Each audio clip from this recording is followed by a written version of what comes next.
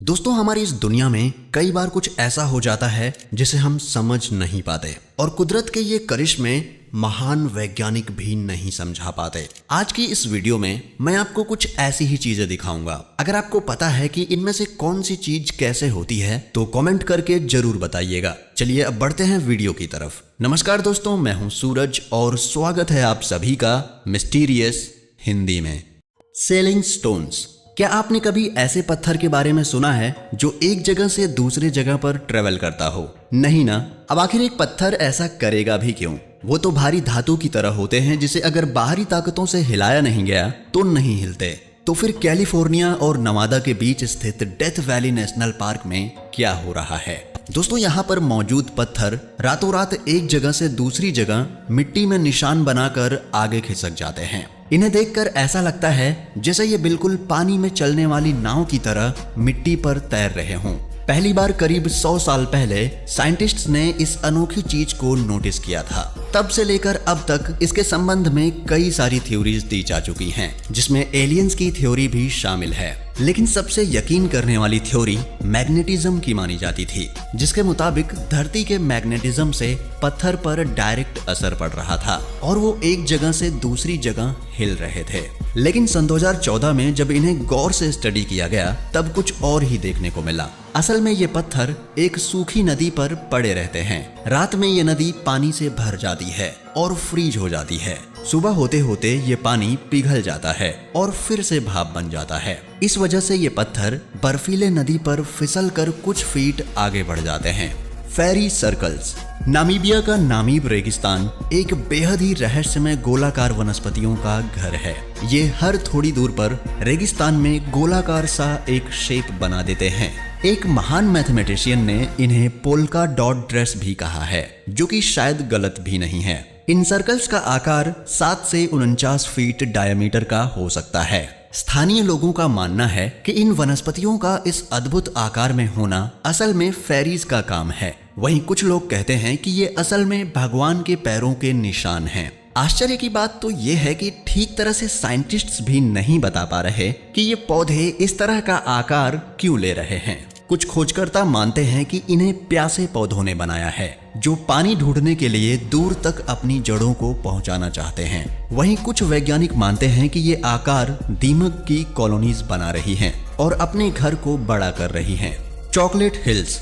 जैसा आप सोच रहे हैं, ये उस तरह की पहाड़ी नहीं है। यहाँ चॉकलेट्स नहीं उगाए जाते, लेकिन फिलीपींस में मौजूद इन पहाड़ियों का साइज बिल्कुल एक समान सा है। अच्छे मौसम में इनके ऊपर हरे भरे पौधे उगते हैं। वहीं गर्मी का सीजन आने पर यही पौधे मर जाते हैं और ब्राउन कलर के हो जाते हैं। इस वजह से दूर से देखने पर ऐसा लगता है मानो इन पर चॉकलेट्स गड़े हुए हों। दोस्तों, ये सब चीजें तो हम देख कर ही बता सकते हैं, लेकिन असली सवाल ये है कि आखिर इस तरह के बिल्कुल एक ही आकार के पहाड़ आए कहां से और एक साथ इतने सारे कैसे बन गए? क्या इनका इजाद एक ही समय में हुआ था? इन सभी सवालों के जवाब आज तक कोई नहीं दे पाया। हालांकि कुछ रहस्यमय कहानियां हैं जो बड़े विशाल आकृति के लोगों का जिक्र करती हैं। माना जाता है कि पहले के वक्त में ये इन्हीं जायंट्स लोगों यानी बड़े इंसानों का घर हुआ करता था। वो खुद अपने हाथों से इन पहाड़ियों को आकार देते थे और इनके अंदर रहा करते थे।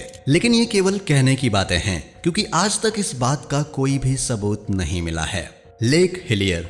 हमने काली, सफेद, नीली इन सभी तरह की नदियों के बारे में सुना है, लेकिन क्या कभी आपने पिंक कलर की नदी के बारे में सुना है? ऑस्ट्रेलिया में मौजूद लेक हिलियर कुछ ऐसी ही नदी है। कुछ लोगों का मानना था कि ये केवल लाइट के रिफ्लेक्शन की वजह से पिंक दिख रही है और दूर से देखने की वजह से इसका कलर ऐसा दिखाई दे रहा है। लेकिन जब इस नदी को पास से जाकर देखा गया तब भी इसका कलर पिंक ही था। और तो और जब नदी के पानी को एक बोतल में डाला गया तब भी इसका कलर पिंक ही था। एक साइंटिस्ट्स के ग्रुप ने इस पानी का सैंपल लिया और इसे कुछ दिनों तक ऐसे ही रख दिया, लेकिन कुछ दिनों के बाद भी इसके कलर में कोई फर्क नहीं आया। तो आखिर ये हो कैसे रहा है?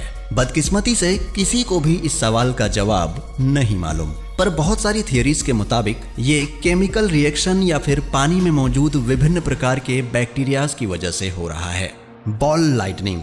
हम सभी को पता है कि बिजली एक जिगजैग बोल्ट के रूप में आकाश से धरती पर आते हुए दिखाई देती है, लेकिन ऐसा हर बार नहीं होता। कई बार लोगों ने आकाश से बिजली के गोले को गिरते हुए देखा है। मौसम के इस घटना को बॉल लाइटनिंग कहते हैं। ये घटना बेहद ही दुर्लभ होती है, इसलिए साइंटिस्ट्स को अब तक इसके होने का कारण नहीं पता चला है। एक साधारण बिजली के मुकाबले इस तरह की बिजली 1 सेकंड से ज्यादा देर तक गिर सकती है, लेकिन तब भी इसे स्टडी करना बहुत ही मुश्किल है। कई बार इसे लैब में भी बनाने की कोशिश की गई थी, लेकिन केवल असफलता ही हाथ लगी। कई बार खोजकर्ताओं ने इसे थियरीज के माध्यम से बहुत समझाने की कोशिश की कि तूफान के वक्त हवा इलेक्ट्रिकली चार्ज्ड हो जाती है और उसमें मौजूद मैग्नेटिज्म की वजह से हमारा दिमाग धोखा खाने लगता है। इस तरह से काफी कुछ बताते हैं, पर असल में क्या होता है ये तो शायद बिजली के देवता पेरुन या फिर थॉर से ही पूछना होगा। Singing sand dunes. आपको जानकर हैरानी होगी कि धरती पर लगभग जितने भी रेगिस्तान हैं, जहां तेज हवाएं चलती हैं और जहां रेत के पहाड़ हर दिन अपना रूप बदलते हैं, वहां हमें धरती के गाने की आवाज सुनाई देती है। कैलिफोर्निया से लेकर अफ्रीका तक और चीन से लेकर कतार तक लगभग 35 डेजर्ट्स में अजीब से म्यूजिक की आवाज सुनाई देती है। ये आवाज बिल्कुल मधुमक्खी के भिनभिनाने की आवाज की तरह है। भले ही आप कभी रेगिस्तान नहीं गए हों, लेकिन फिर भी आपने ये आवाज जरूर सुनी होगी, क्योंकि अक्सर फिल्मों में जब रेगिस्तान का कोई सीन आता है तो इसी तरह की धुन बैकग्राउंड में बजती है। लेकिन ये आवाज आखिर कौन से साइंटिफिक प्रिंसिपल की वजह से होती है, ये बता पाना बेहद ही मुश्किल है। एक स्टडी के मुताबिक आवाज की ये अलग अलग तरंग रेत के दाने की साइज और हवा की रफ्तार के ऊपर निर्भर होती है, लेकिन साइंटिस्ट्स ये पता नहीं लगा पाए हैं कि रेत के इस तरह फ्लो होने से म्यूजिक का साउंड कैसे पैदा होता है। Magnetic hill. जब भी हम किसी पहाड़ के ऊपर बने रोड पर अपनी गाड़ी को चलाते हैं, तब ढलान से हमारी गाड़ी अपने आप रफ्तार पकड़कर नीचे आने लगती है, और बिल्कुल इसी तरह इस पहाड़ी के ऊपर चढ़ने के लिए हमें ज्यादा पावर से गाड़ी को चढ़ाना पड़ता है। लेकिन क्या आपने कभी ऐसे पहाड़ वाले रास्ते के बारे में सुना है जिसमें गाड़ियां अपने आप ढलान पर चढ़ जाती हैं? मैं आपको बता दूं, ऐसी पहाड़ी हमारे इंडिया में ही स्थित है।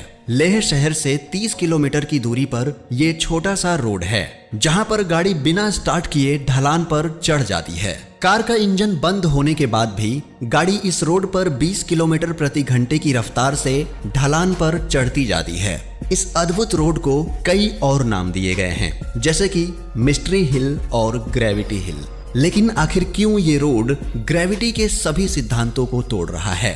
हालांकि इसका साइंटिफिक एक्सप्लेनेशन दिया जा सकता है, लेकिन यहाँ रहने वाले मूल निवासी आपको कुछ और ही कहानी बताएंगे। यहाँ के लोग मानते हैं कि ये रोड सीधा स्वर्ग की तरफ ले जाता है। कहते हैं जो इंसान दिल का सच्चा होगा वो इस रास्ते से सीधा स्वर्ग पहुंच जाएगा, और जो लायक नहीं होगा वो रोड पर चलता ही चला जाएगा। दोस्तों, इसके संबंध में 2 साइंटिफिक थ्योरी बताई गई हैं, जिसमें से सबसे कॉमन तो ये है कि इस पहाड़ी पर बहुत ही ताकतवर मैग्नेटिक फोर्स है, जो गाड़ी को ऊपर की तरफ खींचने में मदद करती है। माना जाता है कि ये मैग्नेटिक फोर्स इतनी ज्यादा ताकतवर है कि इंडियन एयरफोर्स भी इस रास्ते से नहीं गुजरती कि कहीं उनके उपकरण खराब ना हो जाएं। वहीं एक और बेहद ही पॉपुलर थ्योरी है ऑप्टिकल इल्यूजन की। इस थ्योरी के मुताबिक असल में रोड पर कोई भी मैग्नेटिक फोर्स नहीं है, बल्कि ऑप्टिकल इल्यूजन की वजह से हमें नीचे की तरफ जा रही ढलान ऊपर की तरफ जाने वाली ढलान जैसी दिखती है। इस रोड के शुरुआत में एक बोर्ड भी लगा हुआ है, जहां से आप इस चीज को फील कर सकते हैं। वैसे तो ये रोड पूरे साल खुला रहता है, लेकिन अगर आप जुलाई से अक्टूबर के बीच यहाँ आएंगे तो इसका बहुत मजा ले पाएंगे। Green flash.